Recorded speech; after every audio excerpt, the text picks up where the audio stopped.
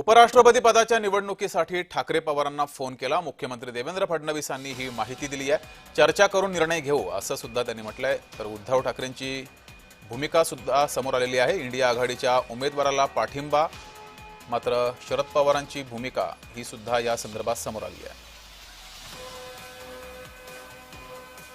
उपराष्ट्रपती पदाच्या निवडणुकीच्या निमित्ताने मी सन्माननीय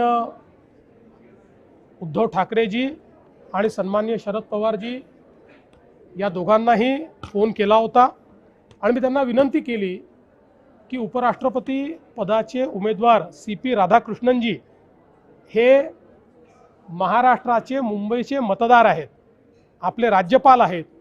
त्यामुळे महाराष्ट्राच्या एका मतदाराला तुमच्या दोन्ही पक्षांनी त्या ठिकाणी समर्थन द्यावं अशा प्रकारची विनंती मी त्यांना केली।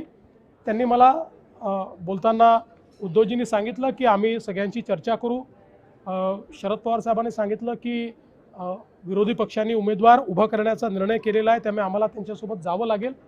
पण एक कर्तव्य म्हणून आणि या राज्यातला एक मतदार हा उमेदवार आहे म्हणून मी त्यांना फोन केला होता।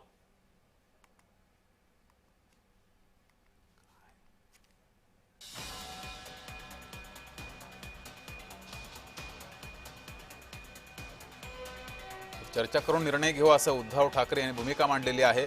तर शरद पवार यांची सुद्धा भूमिका समोर आली आहे। पाठिंबा इंडिया आघाडीच्या उमेदवारालाच आहे असं शरद पवार यांनी म्हटलंय।